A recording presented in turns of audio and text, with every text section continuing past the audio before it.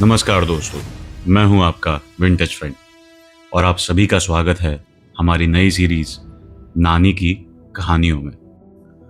मुझे याद है बचपन में मेरी नानी मुझे बहुत सारी कहानियां सुनाती थी।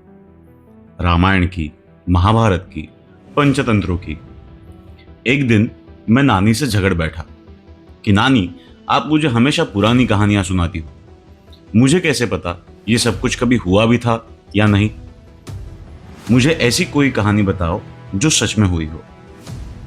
उस वक्त मेरी नानी ने मुझे एक कहानी सुनाई थी। कहानी जंगल वाले बाबा की। कहानी सुनाने के पहले नानी ने एक शर्त रखी थी कि इस कहानी में बताए हुए गांव और लोगों का असली नाम मैं कभी किसी को नहीं बताऊंगा।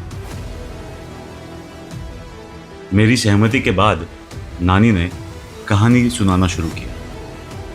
ये कहानी आज से कई साल पहले महाराष्ट्र के नागपुर से सटे एक छोटे से गांव की है। गांव मेरी नानी का गांव। वो एक छोटा सा गांव था जहां सीमित लोग बस्ती थी। गांव में इतने कम लोग और इतने कम घर थे कि सब लोग एक दूसरे को बहुत अच्छी तरीके से जानते थे, जैसा कि अक्सर कई गांव में होता है। गांव में एक छोटा सा सरकारी स्कूल था जहां एक ही मास्टर सबको सिखाते थे। गर्मियां थीं तो गर्मियों की छुट्टी की वजह से स्कूल बंद था और मास्टर भी अपने गांव चले गए थे। उस गांव में गांव से थोड़ा सा दूर जंगल की तरफ जाने वाले रास्ते पर एक इस्त्री वाले का दुकान और उसका घर था। वो इस्त्री वाला सारे गांव के लोगों के कपड़े इस्त्री करता था। उसे किताबें पढ़ने का बहुत शौक था। जब भी गांव का कोई व्यक्ति गांव से बाहर जाता, वो उनको आते वक्त किसी कबाड़ी वाले के यहाँ से पुरानी किताबें लाने के लिए कहता और शौक से उनको पढ़ता। ये उस दिन की बात है जिस दिन मंगलवार था। सुबह से ही उसका ध्यान जंगल से आने वाले रास्ते पर था। उस दिन ना उसका काम में मन लग रहा था, ना किसी और चीज में।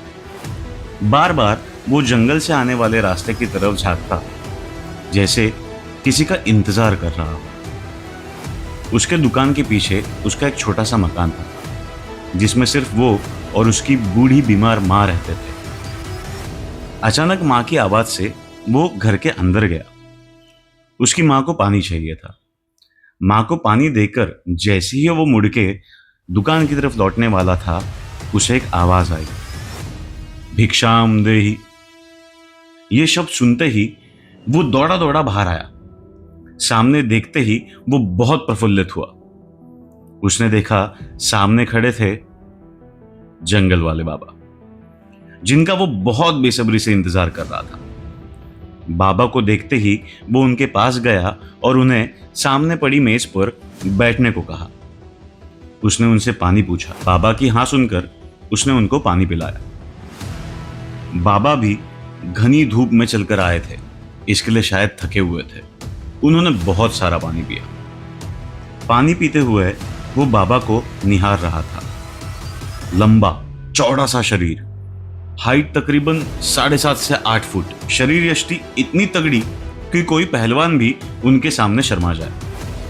उम्र तकरीबन 70 से 75 साल तक और पूरा शरीर और उनका चेहरा एक बड़े से कंबल से ढका हुआ था, कुछ इस तरीके से कि सिर्फ उनकी आंखें और बड़ी सी सफेद दाढ़ी छोड़कर और कुछ नहीं दिखेगा। और उनके बदन से एक अजीब सी महक आती रहती थी। बाबा का पानी पीना जैसे ही खत्म हुआ, बाबा ने उससे पूछा, बेटा भिक्षा? इसने हाँ कहते हुए बाबा से पूछा, बाबा कुछ खाओगे? बाबा ने चौंक कर उसके तरफ देखा। नहीं बेटा, मुझे सिर्फ आपका सिर्फ तेल चाहिए। मुझे मालूम है बाबा, बट मुझे लगा आपको भूख लगी रहेगी, इसलिए मैंने आपसे पूछा। ये कहते कहते उसने अंदर से तेल लाकर बाबा की कटोरी में डाल दिया। जैसे ही उसने कुछ और पूछने के लिए आगे बढ़ता, गांव की एक छोटी लड़की अपने घर के इस्त्री के कपड़े लेने के लिए वहां पे पहुंच गई। ये उस लड़की को उसके इस्त्री वाले कपड़ों का गठड़ दे के बाबा से कुछ पूछे इसके पहले बाबा वहां से निकल गए थे। वो उनको आवाज दे तब तक वो थोड़ी दूर जा चुके थे। पर आज इसके मन में अजीब सी कश्मकश थी। उसने कुछ मन ही मन में ठाना और अपना दुकान बंद करके बाहर की ओर चला गया। वो उस जंगल वाले बाबा का पीछा कर रहा था। उसने आज ठान लिया था कि वो जंगल वाले बाबा का दूर से पीछा करेगा। उसने देखा कि बाबा ने उसके घर के बाद और 4 घरों से तेल मांगा और जंगल की तरफ चले गए। ये उनके पीछे पीछे जंगल के रास्ते चलता रहा। दिन ढल रहा था। अनुमन गांव में जल्दी अंधेरा होता है, फिर भी ये आज ठान कर आया था कि चाहे कुछ भी हो जाए, मैं आज इनका पीछा कर कर ही रहूंगा। वो बाबा के पीछे पीछे जंगल के भीतर चला गया। थोड़ी देर के बाद उसे बाबा दिखाई देना बंद हो गए। फिर भी बिना डरे बिना सोचे वो उनकी तरफ चलता गया। जैसे ही यह आगे गया, उसने जो देखा उसको अपनी आंखों पे यकीन नहीं हुआ। अगर आप ऐसी ही मजेदार कहानियां, जानकारी और इतिहास सुनना चाहते हैं तो जुड़िए हमारे साथ इस रोमांचकारी सफर में। Like, share and subscribe.